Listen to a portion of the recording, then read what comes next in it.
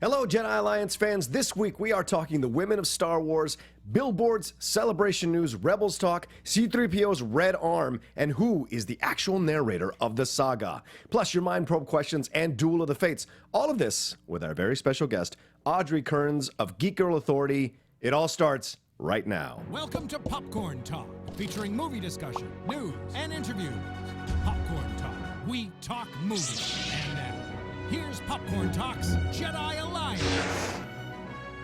Hello, everybody. Welcome to Jedi Alliance. Yes, don't adjust your dials or your computer or anything. I am leading the panel discussion today. We'll see how it goes. We'll see what happens. I am John Rocha, as always, joined by my amazing co-host. So, Mr. Mark B. Donica, find me on Twitter at Mark B. Donica, and we are joined by the wonderful, the lovely Miss Audrey Kearns. Thank you for having me back. I mean, we couldn't do a Woman in Star Wars topic without having a lady. Sure, yeah, like Especially a lady of this quality. Well, definitely. thank you. Yes. Thank you, John. This level of intelligence as Yes. well. Yes. Don't you forget it. Audrey, how knee-deep are you into the saga? Like, how much is the saga a part of your life? It's a great deal. Takes up a great part of my life, actually.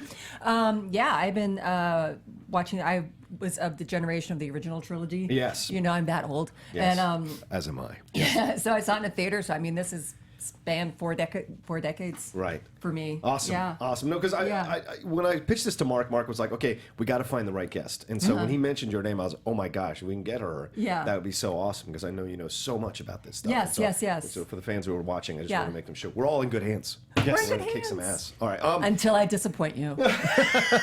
Never have, never will. That's right. Damn it. No, that's my pen. All right, well, let's just jump into it. We got to jump into first news from the HoloNet. Perfect, sir. One of our favorite stories of the week came from San Francisco. A group of fans pulled together about $5,000 to buy this billboard, begging Disney to bring back the original expanded universe from 1976 to 2014. I mean, it's a nice gesture, Sure. but I mean, do you think fans are getting too impatient? Because we're getting a slow reintroduction to what's now known as Legends content in different forms. So do you think fans are just a little bit too impatient to get this stuff back into the quote-unquote real canon? Real Star Wars? I don't know. Impatient, yes. I'd say there's more frustration Yeah. than nostalgia. I think some fans, they've just invested so much of their life into these parts of the saga, and then to be told, okay, well, this is Legends now, and it's not part of canons that, heads exploded. And can you imagine spending like 4 decades investing yourself into this, and then you're told that some of it does count and some of it doesn't count?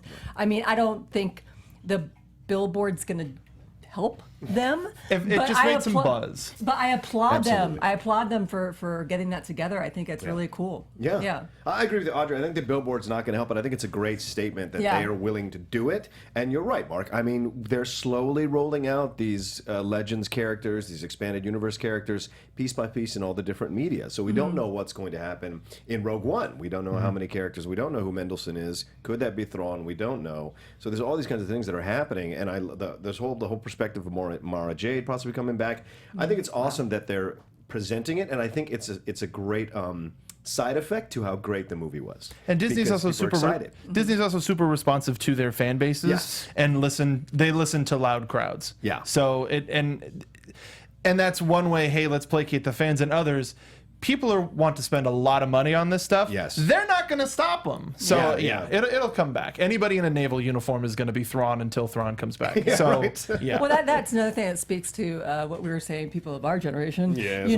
is we're all older now. A lot of people of our age have houses, and they have money to spend on these products and shows and stuff like that. So Disney is a very smart marketing machine. Yeah. We will buy the stuff. Absolutely. If you make it, we will come. But I think and I think it's smart because they're just laying that groundwork that they're going to go forward with this, and they're definitely not like excluding it, and they're not bashing it. They're not encouraging people not to do these kinds of things. So I think that's very smart. Yeah. It's a nice gesture. Yes. But Disney's probably already has stuff in the can until like 2025. Yeah.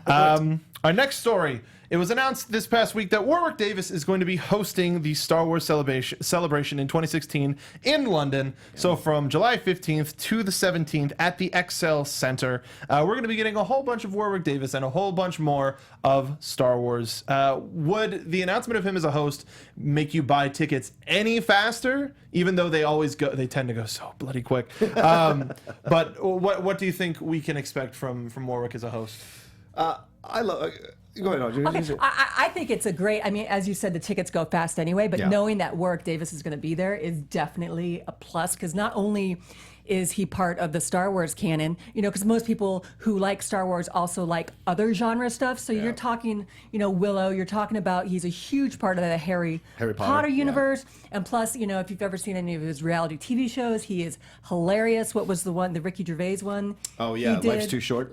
Life's Too Short, and the one where he travels. Idiot Abroad. Idiot Abroad. Right. The guy is hilarious. He's a stage actor as well. He's incredibly talented, that you will have all of the parts of your geekdom satisfied by having him there. And I think that would be really cool. Yeah, having lived through because I'm working at Harry Potter Land now, and having lived through the opening, he was there, and there was a certain. I heard he was there. He was there. The Weasley twins were there. Luna Lovegood and Malfoy was there too. Yeah. So all the actors were there, but having him there is that extra special thing, because I think Audrey, you're totally right. He crosses over so many properties that you feel even more magic having him be there. So I would say absolutely. Plus, I think he's hilarious, and he's got a great perspective about himself, that he can make fun of himself like you see on those shows. And so he's like, he just has this very warm feeling, and so I would love, he's a great host to have this way. And because of his pedigree, if it wasn't something related to something he was a part of, it would still be a huge get.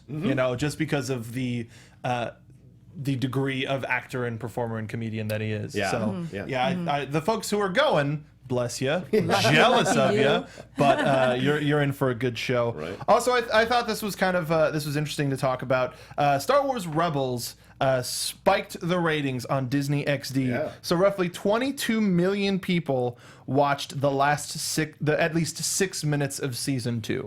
That's huge, and it was 8.8 were just through video on demand throughout the season. So before, trying to watch a show on Disney XD that was more for sort of our generation, or like a mixture of kids and adults, Tron Legacy, or Uprising, excuse me, Uprising, so with good. Amazing cartoon, essentially Batman Beyond for kids today, but you can never find it on VOD, and so this means that Disney is having more of a sense of, oh, this is how people watch media now.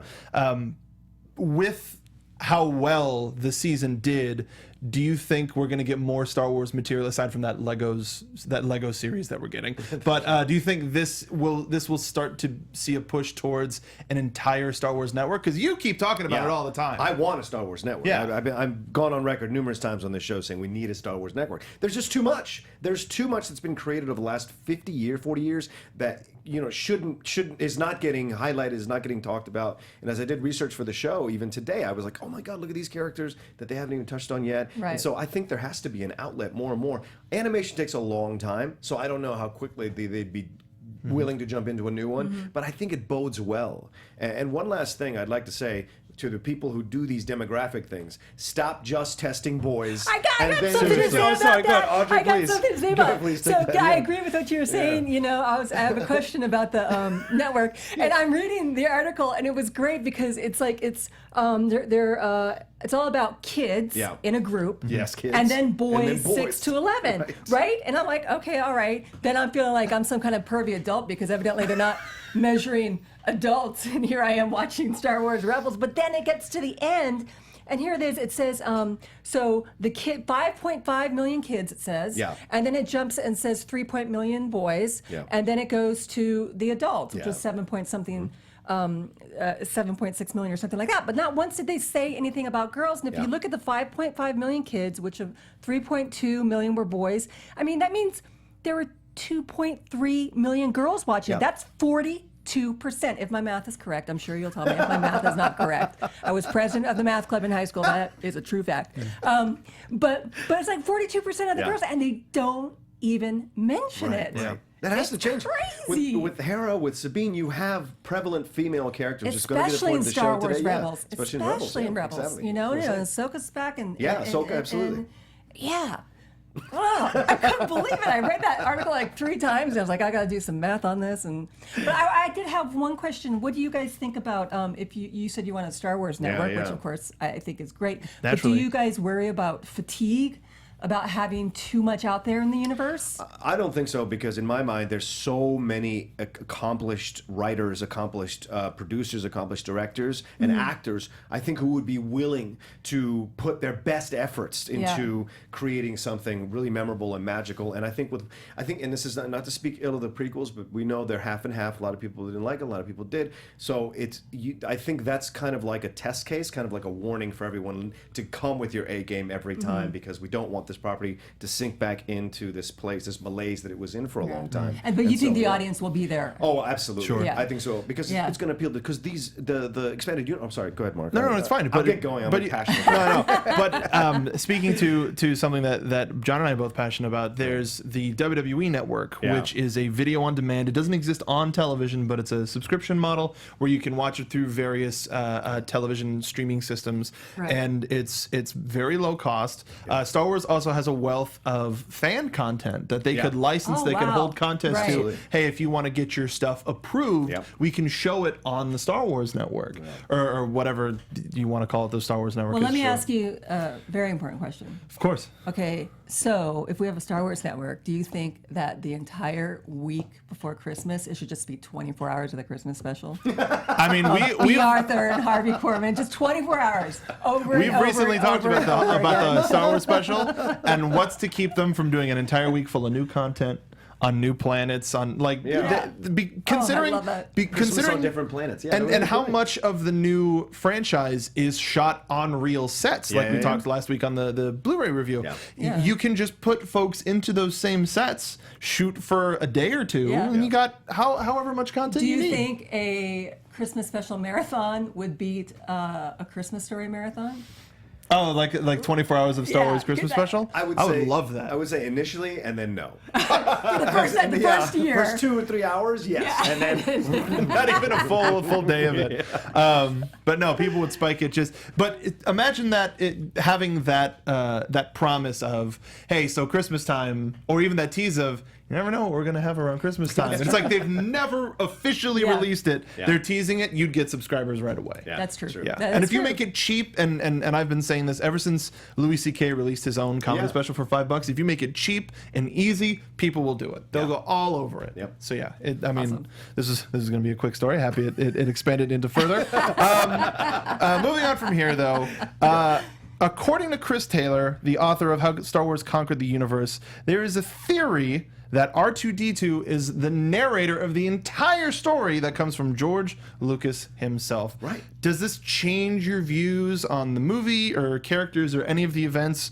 But what about the stuff that we see that he wasn't present for? Do you think he was told that secondhand or what? Well, I think with every narrator, that is it, right? And I mean, we all the way back from the early man, they're telling stories on the campfire. It's always told one person is a really good storyteller, and that's the one who tells the story. And so facts are relayed to him, and he tells them, or her, and who knew R2-D2 would be the good storyteller around the campfire? But it's the most perfect. He's the most impartially perfect person to choose, or thing to choose to do it. And even though he is, a droid, a robot, the important thing about storytelling is whoever you see the story through in films and in books, it has to be somebody, or most of the time, unless you have a really good writer, most of the time you have to have a connecting character. You have to have somebody that you're on that person's side with that's telling the story. And R2-D2 is the most beloved character in Star Wars. So seeing a story through R2-D2, that makes sense. You know, because he's seen it all. I mean, granted, not seen it all, but he's been there through the whole thing. And I'm sure 3PO filled him in on some of the other things. And there's even parts where he goes, oh no, he tells it better. So, but it's also sort of a thing of having, something from video games is having a silent protagonist that you can kind of project yourself onto. And though it's a tiny little trash can droid, I think he's somebody that we can all relate to, and I say he, and he gets put into situations and reacts how we would react. I totally buy it. It totally fits any sort of a theory.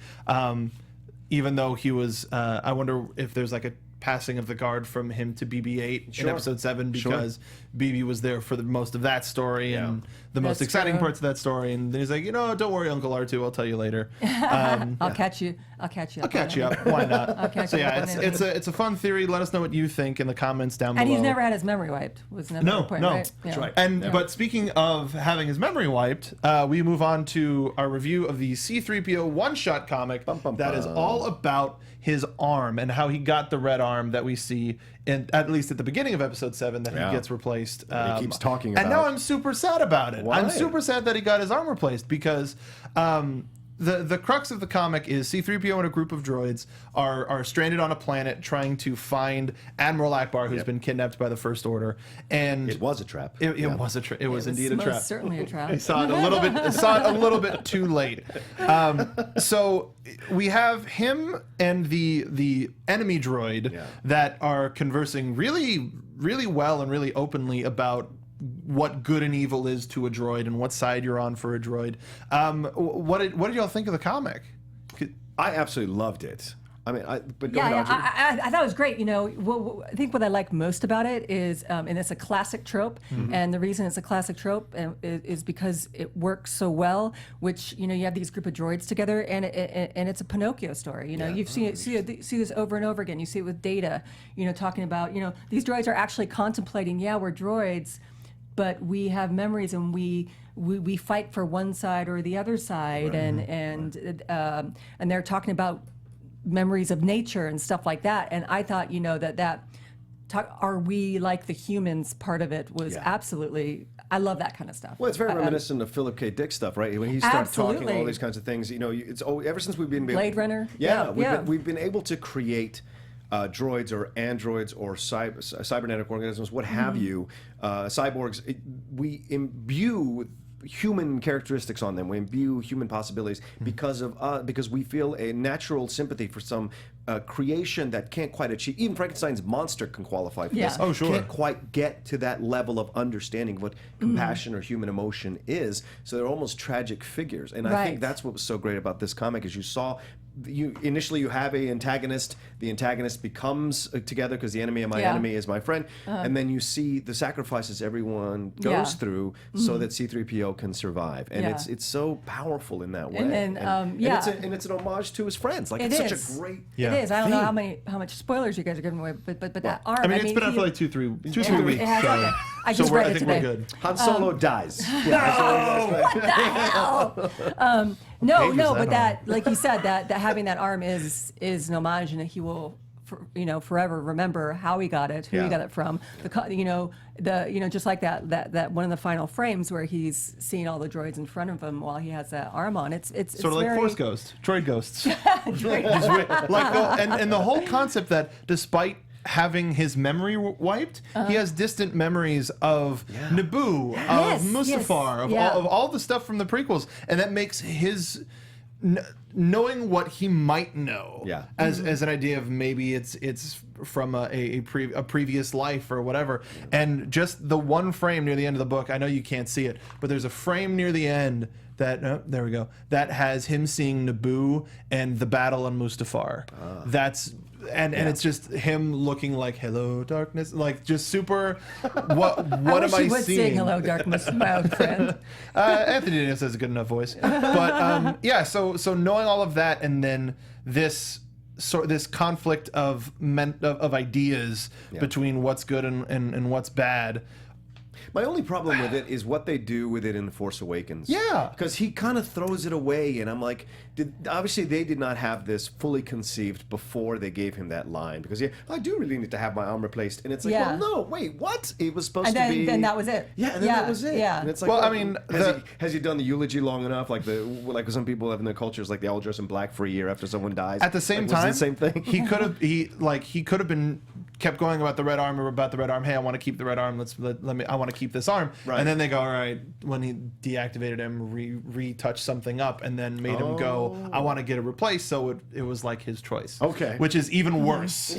Which is just awful. But I mean, that's the one that's something that I would submit to is the maybe they didn't know when they were shooting and they went, oh crap. Yeah. Well, if that's the case and they didn't know, that they came up with a really fantastic story. Agreed. To justify it. And, back to the trope I was talking about, when they're having that long drawn out conversations that droids do when something bad is happening and they really should be getting their objective achieved rather than sitting there debating stuff. It was so interesting that each droid had a certain personality. Like, oh yeah, when this happens, you never show up, and blah blah blah. And it's just like that's just like humanity. They're archetypes. They're each one reflected some kind of personality that a human would. It was just very nice. Nicely done. Logically, well, I mean, because they're their children. They're the children of the creator, so logically they'll have those characteristics. So I think it's brilliant. The one thing that did bother me is the fact that they spelled out everybody's name. So it was like B-E-E, B-E-E-A-T-E. Yeah. It's like, I understand, but anytime I see A-R-T-O-O in the credits, I'm like, come on. It's a classification. Sure. I guess that kind of humanizes them by spelling it out as a name. Yeah. But then you just go, well, why don't you just put why don't you 3PO? I mean, they spelled it out in there too, but it's like, no, that's shorter. It'll save you on ink prices. Come on. Yeah. Now I'm thinking a little bit too much like it's a marketing thing. It's a marketing thing. Yeah. So that aside from that, an awesome one shot. I know we essentially spoiled it, but it's a really we didn't. All the stuff in between is great. The dialogue between the droids. Some don't even speak full languages, just in beeps and buzzes and whizzes. Very good read. It's only one comic and it's $5, so definitely check it out. Also, the Poe Dameron series just started as well. I don't know how long that's going to be going, but I have that first issue as well, and it looks like it's going to be good. And issue number 3 of Anakin and Anakin and Obi-Wan. Obi-Wan came that out. cover looks oh my gosh, sick. with Grand Moff Admiral staring over him. Grand Moff Tarkin staring over him. It's so good. Absolutely disgusting. Why don't we move on to our main topic, John? All right, our main topic. Disgusting women. So I had this thought last week because of the trailer with Rogue One, and I pitched it to Mark, and Mark was like, let's run with it. So I wanted to talk about women in the Star Wars universe, because I think this is becoming a thing online, both positive and negative at times, and we've seen some of the reactions that people had online about it. So I think it's an important discussion for us to discuss here on Jedi Alliance, and I wanted to talk about this with you guys because I respect you both so very much about this subject. So I have some questions, and then we'll go into the discussion and see where we go from there. Yeah. So how are you feeling about the introduction of so many of these very prevalent lead female characters in both the films, the books, the animated series, the comic books? What is your thought, Audrey, here starting off? Well, quite simply, I mean, a very simple answer is it's great. It's great, and I think it's long overdue, and I'm happy it's here. Right. I'm happy it's here. It's important to me. Yeah. And I think it's important. I know you guys are great fans, so I know it's important to you guys as well. Yeah. But, as a woman, it's important to me. You know, like Star Wars Rebels is one of my favorite shows out there right now. One of the reasons is I want to be Hera. I just, and I'm in my 40s and I want to be Hera. What the hell? You can pull off a hell of a Hera cosplay. We don't know. Of course. Totally. We don't know how old Hera is. So That's right. That's right. No, you run things. It's, I think I'd be better if I did from the Rogue One trailer if I did Mon Mothma cosplay. Oh, you'd be great Mon Mothma. Yeah, good short wig and I mean, there's a great video done by Crack.com years ago. One of the first, they have a series called After Hours where it's 4 people in a diner talking about nerd things, and they talk about why the Star Wars universe is so scary, because in the original trilogy there's only 5 women. That we see on screen, including Princess Leia, including Mon Mothma, including the slave girls that end up getting blown up at the end of, or at the beginning of Jedi. It does not pass the Bechdel test. No, not at all. I'm here to save my man. Well, son of a biscuit, we got to throw it out. But it's like, I love it because this is a medium that's finally becoming closer to what life is like. Because everybody has important women in their lives all over the place, and to not include that into something that we hold dear and people try to hold to such a high standard is wrong. And now that we're getting it, it's like finally like we're getting to an even place where, of course, it makes sense that these characters exist. Why haven't we seen them? Maybe you could pull it off. It's a type of empirical propaganda. Who knows? But so happy that we're getting all of these characters. Yeah, and I think as a franchise, as a property, you understand you have to evolve and grow with the public tastes, the mainstream consumption. It's becoming more acceptable. People are getting called out on it more, and I think this is important. It should be. Because I have a very strong sister who's a firefighter, and she works now in forensics. Like she's tough as nails. My mom tough as nails. Like these are the things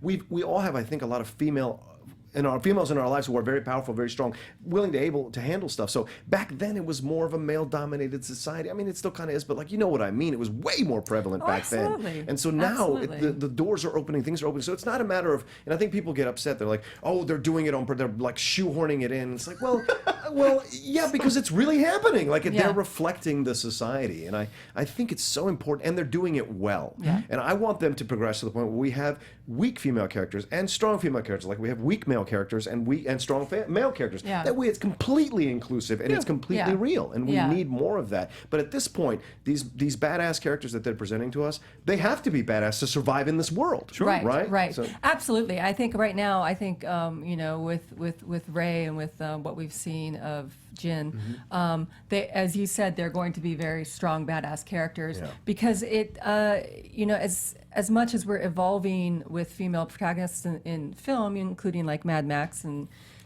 such, it's still baby steps. Yeah. And I'd like, even the picture that was released a year ago of Rogue One, it was Jin, surrounded by men. Yeah. So it's still, we still have a long way to go, but let's not negate the fact that it's happening. I'm so glad that it's happening, and I'm joyful about it. I mean, there's so many other characters also in the extended universe they can play with. I mean, you've got Nora Axley, who's there in Aftermath. I'm not extended, but like they're in the new properties. Yeah. Nora Axley, they're in Aftermath. Hera Sabine we mentioned, but Yvonne Verlaine is fantastic in the comic, the Princess Leia comics. Yeah. Her assistant, or her she goes with her, right? The co-pilot. Yep. She's fantastic in that. And Asajj Ventress was introduced in Dark Disciple. Now it's canon, so we get Asajj possibilities with Asajj. Like all this stuff is coming out. Right. I think that's really important. I'm so happy that they kept Asajj Ventress because she was in the 2D animated Clone Wars bit that Genndy Tartakovsky did, and I was just like, this. I never thought that I could see, like, it blew my mind of the imagination of the Star Wars universe, and also we get a dual lightsaber wielder who's just a total badass, and she is a woman as well. Cool. And I think we still need to. It's moving quicker in the novels, the comics, and the television shows. It's not moving as quickly on the big screen, which is to be expected. But I think we are starting to see more of it. And I had a point, and it just flew out of my head. It was so good. It may pop in my head 10 minutes from now, and then I'll tell you. We'll go back. We'll go back. Next question: what is the portrayal of Rey and the vibe? Because that's all we have of Jyn Erso. Urso, however I want to say it, in the Rogue One trailer, tell you about the approach they're taking with these characters. Have we covered that already? Or do you feel like? I mean, it shows us how anybody has to react to how harsh the world is. Yeah. The people complaining about Rey, like, after the movie was just mind-blowing because they showed her entire circumstance and what it takes to survive on Jakku, and she's a survivor of that. She's a scavenger. She knows she has to know how to use this stuff to survive. I think they handled it like they would any character. Yeah. So I'm really frustrated at the people who come out against Rey. Well, I think it's something like you were alluding to earlier. Through the when film first started, through and all the way through 70s, 80s, even 90s, we do see stories through a male perspective, a male gaze. It's just how it is. And the fact is, hey, let's look at World War II with the French Resistance. Women were really involved in the French Resistance, but with revisionist storytelling, filmmakers it would always be through the male gaze, And so here you have Jyn and Rey's story as well. It's a reflection of what really does happen during war. Yeah. Women are involved in war and are affected by war. Yeah. Rey is a starving orphan who's trying to make her way, and it's tough, and she's had to be strong. We don't know much about Jyn yet, but she's a product of the stuff that's going on, the war that's going on around her. Yeah. You certainly don't get the vibe that she's got parents that are readily available to her or anything like that. You have that feeling of the orphan orphan out there. And in the trailer, they give her what our friends at Action Movie Anatomy call a hero qualifier, Yes. which is you've done this and that and this and that and all of that. And what do you have to say for yourself? It's like, I'm a rebel. Yeah, that's right. Like, I think in the end, what's happening, is these portrayals really do scream truth, realism, and honesty. Yeah. They really do. That's why I don't understand the backlash, but we have to. There's always somebody. That's the internet. It's the internet. That's true. Did you enjoy the moments where they turn the conventional action cliches on their heads, like in The Force Awakens when Rey keeps telling Finn, "Stop taking my hand"? Like all those little moments. They're real. To me, they're pronounced but also subtle because there's all this other action going on. Yeah. It's these great little moments. And do you think they stated their case firmly enough that we won't be doing those little moments again? I think it should be one and done. Yeah. I thought it was great, and I've said this before. I said this earlier. Everybody chuckled in the theater, but I think to women that was very important watching that in theater. Sure. I remember really loving that, and it made me think of when I was a kid and I was in love with the first Battlestar Galactica. So my sister and I would always play in our backyard, and we would have to flip about who gets to be Starbucks girlfriend and who got to be Apollo's girlfriend. Wow. So instead of taking on a role that we were fighting alongside them, we were always the girlfriend of. Wow. So that's what I think is so amazing. Just like with that little thing, taking the hand away and in Force Awakens, all that's changing. Yeah. And also that moment speaks to the truth of both of truth, I say, with Finn. Finn going, "This is what a hero does." And then Rey going, I don't need a hero. Yeah. Because he's, when you look at it, he's quite innocent since he was taken at birth. And so he's got this one view of how, men and women are together. But no, she's, as we said, she's a product of war and starvation and all this stuff. And so she's been surviving on her own. And I thought they did a great job with it. And like I said, I think it's one and done and we get it now. And her ideals have changed Finn for the better. Yes, like just absolutely. the little time they spent together, Finn was like, oh, she's what the real world is. Right. I need to wisen up. I mean, it's really the first girl he's met. Yeah. That's a good point. The first Phasma. Civilian girl. Yeah, This is outside of a military That's true. capacity. It's the first girl he met. Well, I mean, that we know so far, right? That we know of, Who knows? We still need a background on Finn. Yes, that's true. What has been your favorite to watch or read about of these characters? Like, is there one that you really gravitated to? You mentioned Hera. I'll say Hera and Rey again. Rey, she's such a fully realized character, and I know there's 2 more movies coming out with her in it, and so at least, and so I'm so excited about her story. It's just blue sky. They did such a good job introducing her, and she had strength, but she was emotional. They did a good balance. It's like a woman, if she's a hero, but then she can't be emotional. Or she's going to be emotional, but she can't be a hero. They did a really, really great job. And then, of course, Hera. I wrote down one of my favorite quotes that Hera said in this second season. It's like, when things are at their worst, I feel like I'm at my best. Yeah. And that's that episode where she's talking about flying as well. That was my favorite episode of this past season. Yeah, absolutely. And it just that really kind of went, because surviving. It's about when you're down, standing back up, going forward, and Hera. She's a great example, and I think Sabine is too. I'd say for the younger viewers, I think they probably all want to be Sabine because she's tough, she's cool. Yeah, the graffiti, all that. The graffiti, her hair is different all the time. Right. I'm an older woman, so I look at Hera's strength. Which I'm not saying young girls don't. Sure. I'm just saying for me, it's just like, I want to be that strong. I aim to be that strong. And not to delineate too much, but now that Kanan's been blinded, both of them, or the entire crew, has to sort of step up and fill in a bit of what his role was. So I think we're going to see Sabine sort of evolve into a strong young woman, and Hera even more into that. I think she's actually going to be more of a general, like, okay, I have to deal with the rebellion now, but let's talk for a little bit. So Hera is my favorite from the animated universe. I love Ahsoka, especially her she's amazing. entire journey from Snips in the movie to where she's at now with Rebels is it's great character development. I mean, you could argue she's the most developed, fully realized character this side of Leia. Like she's the most. She is. Developed She has Absolutely. more time than Leia.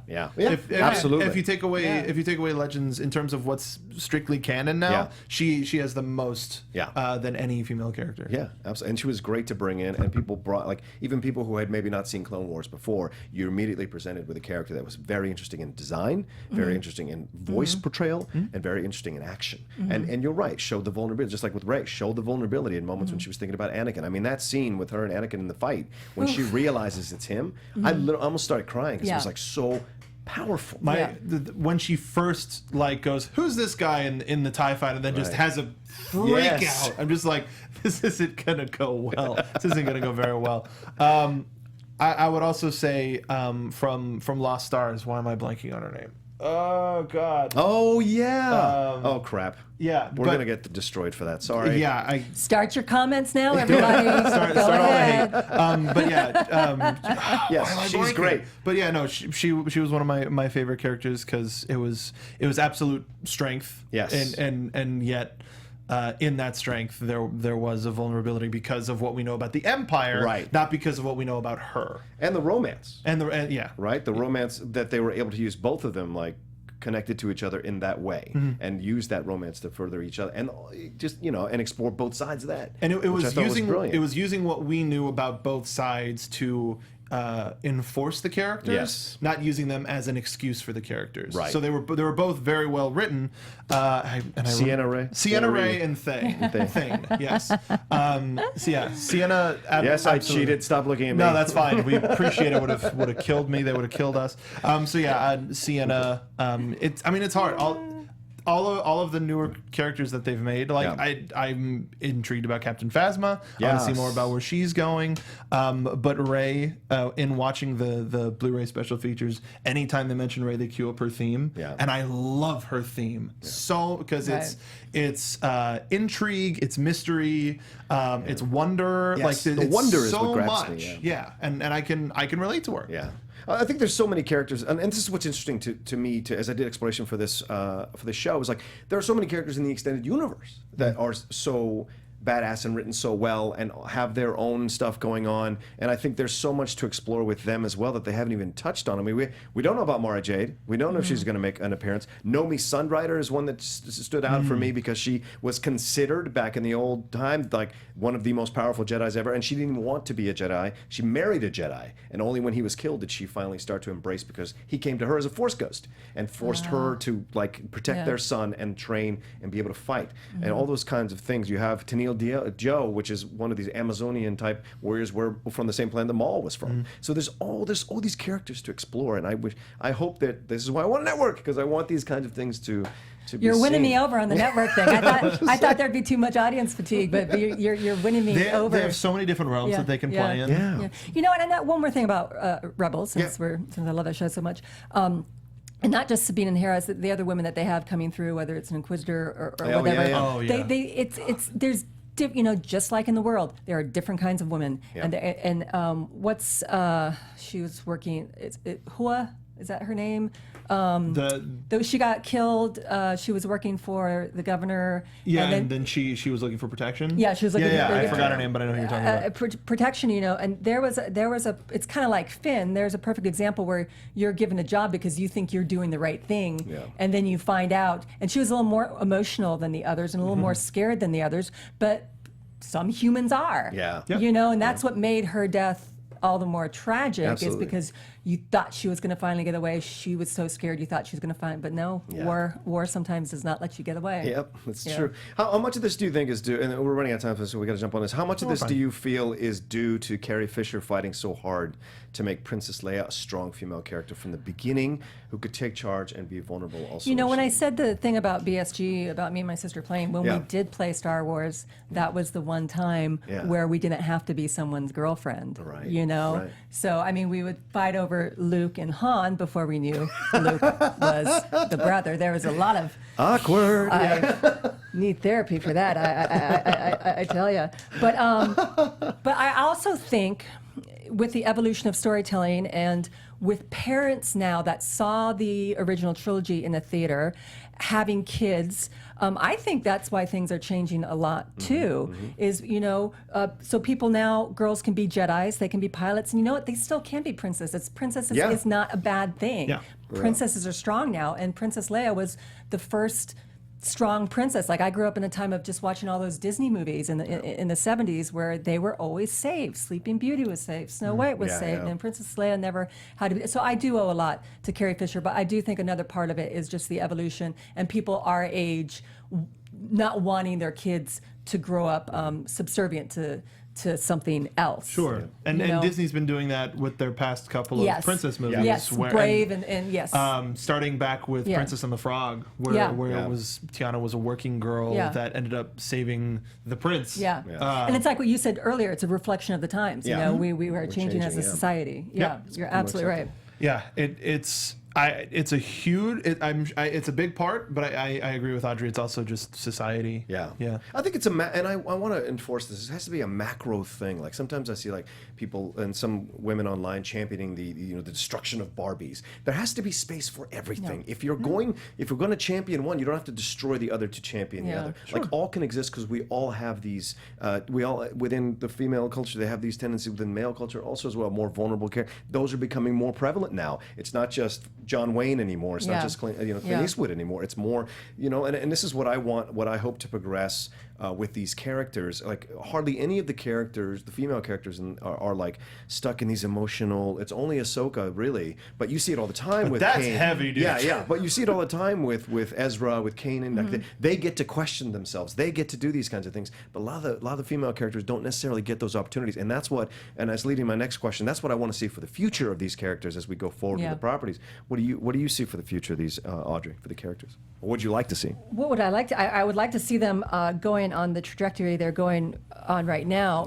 But what I'd like to see also is like what I said about Rogue One earlier, not just having 10 men justify one woman's role. Right. I think that's very important. I think that will evolve. I want it to go faster. Yeah. But that is what I want to see. Is that what you hope the future holds, or do you have other thoughts about what you think the future holds for these characters? For the characters that are already existing in Star Wars, what do I want to see in the future for them? I want to continue to see.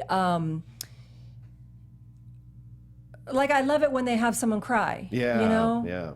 And I love it when they have someone not cry. I know that's a little convoluted there, but what I'm saying is, everybody has. There's not just one woman stereotype anymore. Yeah. There's Sabine is different from Hera, who is different from the officer, who's different from Leia, who's different from Rey, who's different from Jyn, who's different from They all have their different motivations, and seeing women as fully realized characters, three-dimensional, is so important to me, and so important for my stepdaughter and my nieces, and so important for future generations, because not only will little girls grow up stronger, we will get better writing. We'll get better storytelling. Yes. It's going to be, it's going to radiate. It's going to affect everything. I think we're already seeing it, especially in television, with writing. I mean, and also I also think science fiction and fantasy are always the ones to bring all this stuff to the forefront. You look at The Flash. You look at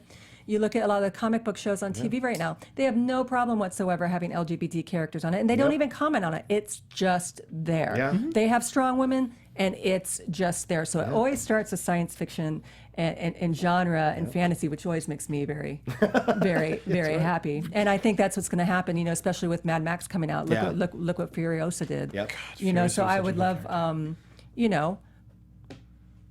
want to see Rey be the Yoda. Yeah. I want her to be the toughest Jedi out there, the strongest Jedi out there. Yeah. What about you, Mark? Kicks ass. I'm just excited about that future. But we need more female writers.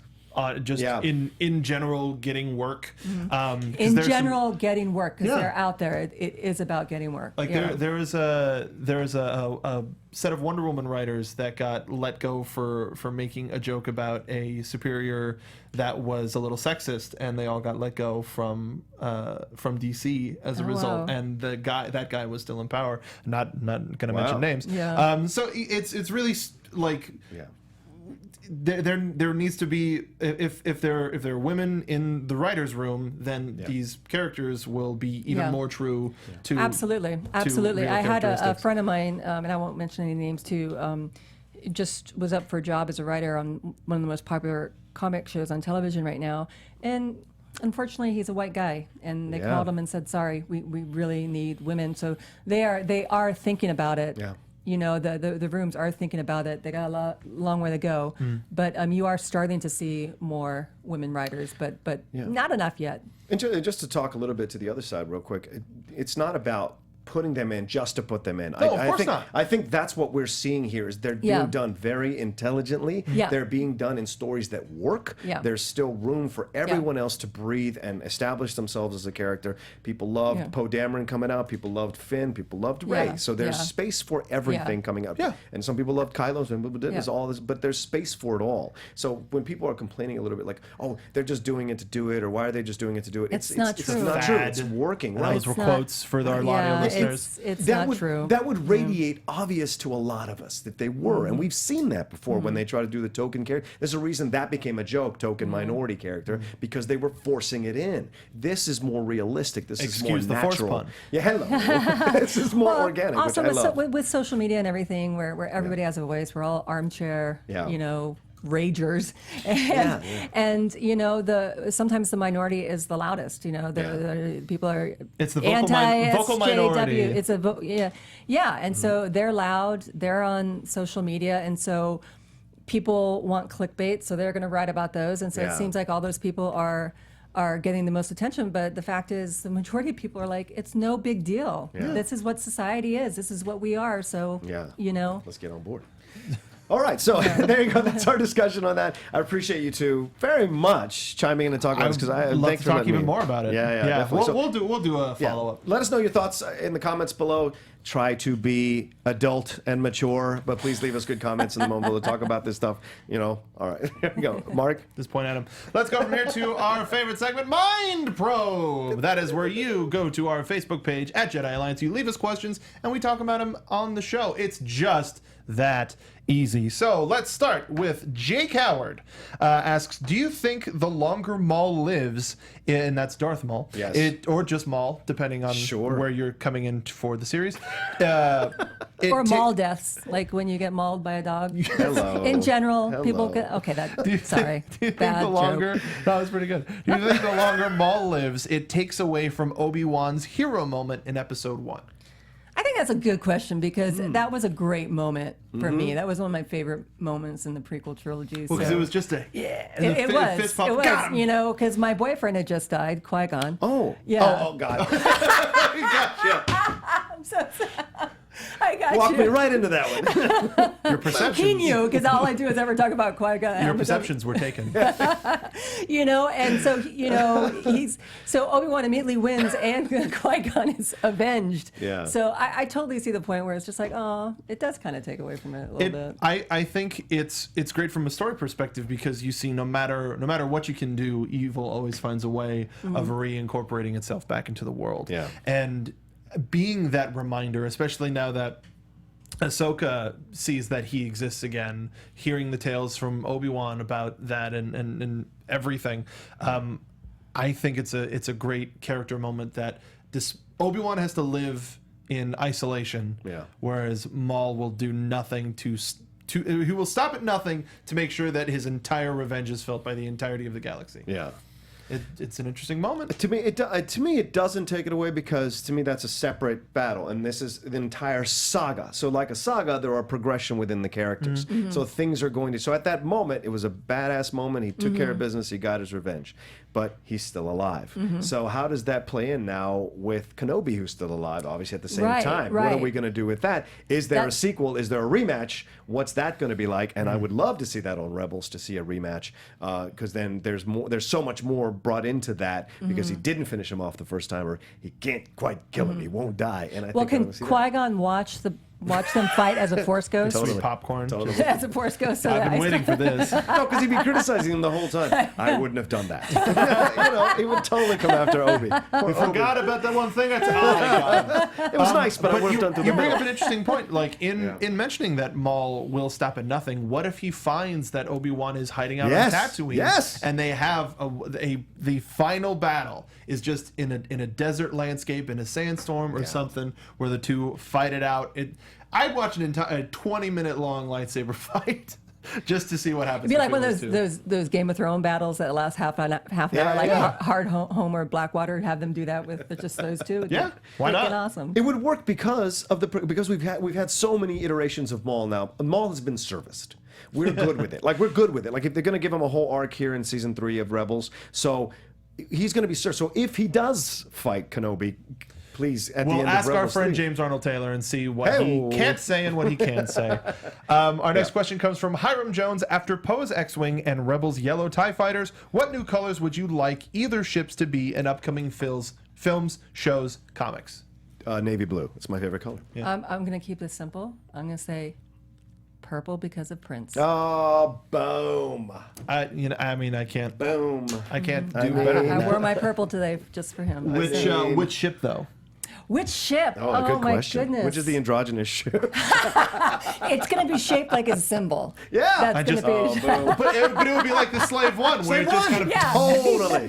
A purple slave one would be Why not? awesome. B-wings are shaped weird. It's just a little bit of an adjustment. It's the funkiest ship in the universe. I mean, if you know Lando is jealous of that ship, and that's the only thing he's jealous of. Yeah. that was his first ship, but he lost it in Cars. That's right. Yeah. Two Prince. But technically, if you take this is a brilliant. B-wing and you put it on its side and you give it an old school like a warp circle like they had in the prequel era, and you could just have a shot where it's pulling away and you see the maid symbol, and then the B-wing just pulls away. So is Prince the funkiest Jedi that ever lived, or is he going to be? He could be. I don't think he'd be a Jedi. He's not force sensitive. No. He's not. No, I think he's forced. I think he's above it all. Yeah. He's on a whole nother level. He's his own. Yeah.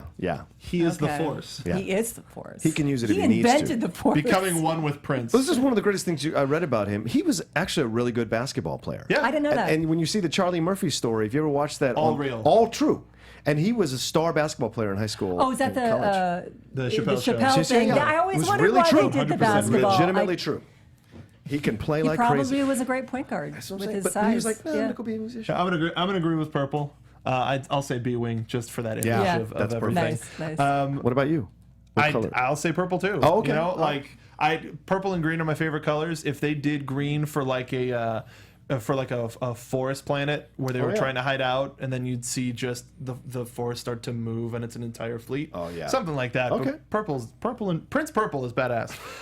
Prince Purple. Let's go to Zach Uhas, who asks, have you ever wondered what a Plo Koon standalone movie would be about? Maybe then I'll understand why he has so many different colored lightsaber blades. I will say I've never thought about that. I don't think it's that. I wanted to include the question. I think that's a great question. I mean, Absolutely. the crazy thing would be like, what would it be about? Because there's so much about him out there already. It'd be kind of hard to narrow down what part of his life you'd want the movie to be about. Him losing a bunch of apprentices. Yeah. And then just having their lightsabers in memoriam and using them at different times. Or he's a Jedi serial killer, and those are his trophies. Whoa! What? This became a PG-13 show, just like that. Wow. I've been cursing a I little like too that much. idea. But Why aren't you writing? you say we Because need... I'm a woman. They won't hire me. Boom. But we have. I'm But now dropping we have the mic we have now. more material for the Star Wars Network. Yeah. We'll have Yes. a Netflix-esque series The about Plo Plo Koon Koon. Chronicles would be amazing. And the Principship. Yeah, and with the Principship, of with the course. Principship. I mean, he's lived so long. He did so many things. that would explain all the lightsabers, like all the different things he's picking up. And how much reverence he is held in such high regard by the entire order. So he had to do something for that. Great question. So thank you everybody for submitting your Mind Probe questions. Make sure to go to Jedi Alliance on Facebook, submit your own, and we will answer them on the show. We go from here to our final segment, which is Duel of the Fates. You gotta let that power hit. It's such a good track. It's such a great song. I think they just took it off of Spotify, which made me a little upset. This is how I wake up in the morning. That's your alarm. You climb out of your sarcophagus. Bela Lugosi style. So last week's question was, are there too many versions of Star Wars to collect, or do you take pride in owning them all? Audrey, what do you think about that? I will say for me, personally, there's too many. I don't know if I said this on this show before. I have obsessive compulsive disorder. Seriously, I'm diagnosed, but I'm low on the spectrum. Wow. And if I can't get wrapped up in that. Oh my God. I can't. No, I just saw a window into the truth of Audrey. Wow. Yeah. If I start, I won't stop. So I don't start. Fascinating. Yeah. I love this. There are certain things where I know I can't. And I totally understand that. Yeah. Some of our fans wrote us, Nolan Siren, there is no such thing as too much Star Wars. I mean, okay, you do have a point. Network subscriber. David Exactly. David Badrov says, I want to own the best version, that's picture and sound quality, so I'm always going to upgrade. I've had the VHS, DVD, and Blu-ray with the previously released original and prequel trilogy movies. I think they should always give us the extras because most of us have already paid for the movie multiple times. I agree with that. The fact that they can offer different stuff in subsequent editions, I think it's a strict marketing move, and we're starting to see through it. And people are uploading the features on YouTube anyway, so just give it to us. I have no idea what you're talking about. Marissa's got the song going hardcore. Yeah, totally.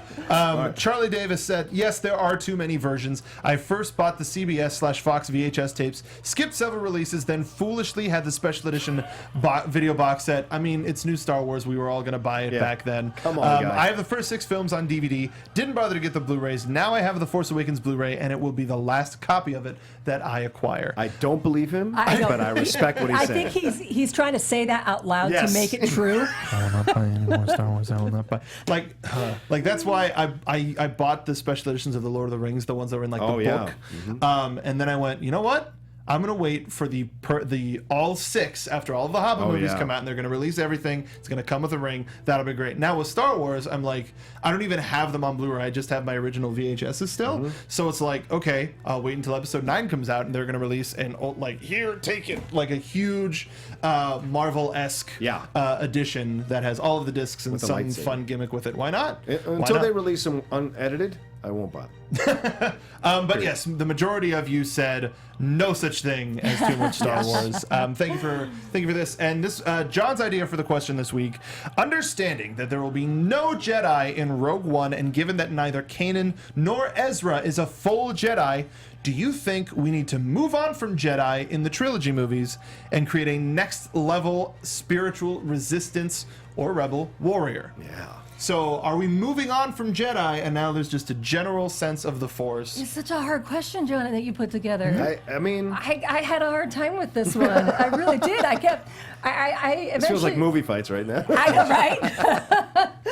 right? I think, maybe possibly what we're going to get is like a Jedi 2.0 or something with Rey and her relationship with Luke. Yeah. Like I said earlier, I want her to be the next Yoda, the most powerful. I mean, and with everything that went wrong, which we don't know exactly what it is between Luke and Ben, is there going to be a different way to work with Force-sensitive people to create a new kind of warrior? Yeah. Or I don't know.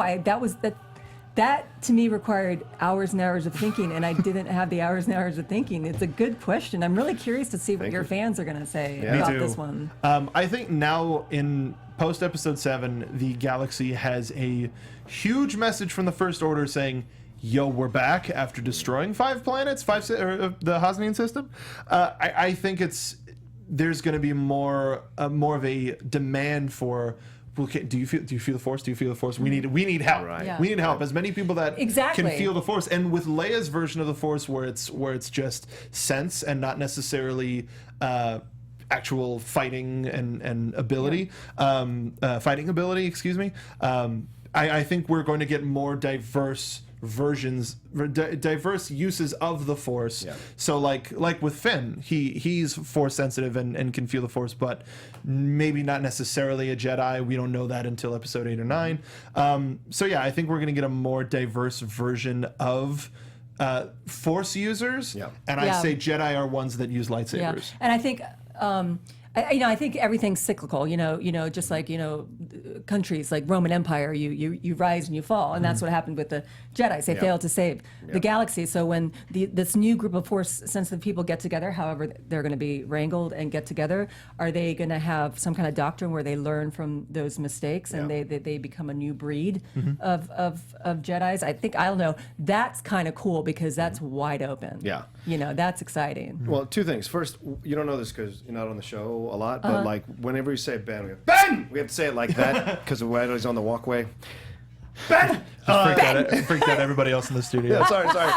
But my voice projects. My idea is the reason I asked the gentleman this question because we see the flashes of what happened, what we think happened between Kylo and Luke with his troop of people, his Knights of Ren. Yeah, was this the end of that version of the Jedi, training that version of the Jedi, so that Luke goes away to think about what other version has to be created to combat this new evil. Right. And that's what I think. If the First Order if they can become the First Order, then the Rebels and the Resistance have to also become something else to combat the new evil. And I think, and this is a little bit also from reading the Star Wars comics when you were seeing, or the Darth Vader comic, when you were seeing these droids that they were creating, these like the twins that could jump around everywhere. They had a higher level of the evil force, and you're like, oh, what is this? They don't even use lightsabers to do their stuff. So why couldn't that exist on the Rebel side as well, or the Jedi side as well? So that's what I was thinking when I got this question. Like, there has to be another level. Because it's A, marketing. You have to market a whole new thing there, and also B, it just seems logical sense. You've wiped out everything else. You have to go and start again. And there's a void. There's a vacuum that the First Order is here. And you're right. They do have to step up their game to be able to go up against the First Order. How are they going to do that? And who better than Luke, who has lived through the original and now to hand it off to Rey. But it makes sense. With the dark side, they got more unnatural by going with the mechanical side. Yeah. So now that's why we're seeing pure nature with the end of episode 7, where it's the very first Jedi Temple and it's just covered in green and it's just a beautiful blue ocean. Like that is nature. That is the beginning of the Force, the origins of the Force. So I agree. I think we're probably gonna see that in the next movie, if not sooner. Yeah. Excellent Duel of Fates. You let us know. We're going to post this question tomorrow on the Facebook page. We've already been talking about it. Why don't you like us on Facebook yet? You should do it. Why not? Come on, guys. I did. She does. All right, well, thanks so much for watching this week. Audrey, where can people find you? Please find me on Twitter at Audrey Kearns, it's Kearns, and then on Instagram at Audrey Kearns _. And I just wanted to plug something real quick. Yeah, of course. I do a podcast called Kneel Before Odd. You can find it on geekgirlauthority.com, my website about pop and geek culture, or on iTunes under Geek Girl Authority. I have an interview from last summer with Ashley Eckstein, who plays Ahsoka. Tano, I'm sorry. I lost my ability to speak. And we do. I would too if I was talking to her. And she's so kind. And it turned out we grew up just like an hour from each other, and we actually knew all the same people. It was really, really weird. Wow. But if you want to get some good insight on her audition process to get the role, what she thinks about the role, and what she thinks about the role for women, it's really great. And then I have another episode coming up next week with Peter Breitmeyer, who is Lieutenant Schmidt from season 1 of Fargo, and who will be playing Gilbert Bingley in Fantastic Beasts and Where to Find Them. So we talk a little bit about Harry Potter. He can't give me too much information because of the NDA, but he does talk about the set and everything. So please look up Kneel Before Odd. That's awesome. And that last trailer was just awesome. Oh my gosh, I cannot wait. Wizard Speakeasy. That's all I could say. And you can find me on Twitter at Mark Donica. Also on the Popcorn Talk Network, we do a show called Video Game Movie Anatomy that I am one of the hosts of. And if you are a Star Wars fan, if you're a Ratchet & Clank fan, we have Mr. James Arnold Taylor coming in to talk about his newest project, Ratchet & Clank, next Monday. Nice. So make sure to tune into that live. We're going to be live at 6 p.m. Pacific Standard Time. And if you're a wrestling fan, on the AfterBuzz Network, we have a contest going on. If you're a fan of NXT, if you're a wrestling fan, we are giving away a copy of the NXT Greatest Matches Volume 1. So check out NXT this past week, or follow me on Twitter. It's on my Instagram as well. It's a great contest. We want to give it away. WWE gave it to us specifically to pass on to you. So make sure, follow us at Mark B. Donica, follow me at Mark B. Donica, and follow John wherever he says. Yes, follow. I'm a big Finn Balor fan, so I wish I could win that one, but I can't. You can always follow me at The Rocha Says, TheRocha SAYS. That's my homage to The Rock. And because I'm not busy enough, I started a new podcast myself with a friend who is a film professor here in Los Angeles, and he liked my shows and he wants to start a new one. So we started recording 4 shows the other day. We're taking one classic movie and we're breaking it down for an hour. We're talking about the score, where the actors were at the time that they made the movies, and what the pop culture was like at the time, and its lasting effect in the pop culture and for the future. So we've started doing that, and so that'll be released soon. So look for that. It's called The Cinephiles. So nice, congratulations! That sounds really good. Yeah, I hope it's been so much fun. So if it's fun, that's half the battle. Yes, yeah, exactly. Really if you're enjoying yourself, like this last hour has been hell for me. What time is it? And that was Audrey Kearns' last appearance on Jedi Alliance. I hope you enjoyed it. But if you follow me there, you can see all the shows that I'm a host and all the shows that I'm a guest on, which I love doing. All right, thank you so much for watching or listening to Jedi Alliance. You can visit popcorntalknetwork.com to find a nice list of all the past episodes of Jedi Alliance and links to both YouTube and iTunes. Please follow us on Twitter and Facebook at Jedi Alliance for all the us-related news. This has been Jedi Alliance on the Popcorn Talk Network. We talk movies. Thank you for listening, because many Bothans died to bring us this information. From producers Maria Menounos, Kevin Undergaro, Phil Svitek, and the entire Popcorn Talk Network, we would like to thank you for tuning in. For questions or comments, be sure to visit popcorntalk.com. I'm Sir Richard Wentworth, and this has been a presentation of the Popcorn Talk Network. The views expressed herein are those of the hosts only and do not necessarily reflect the views of the Popcorn Talk Network or its owners or principals.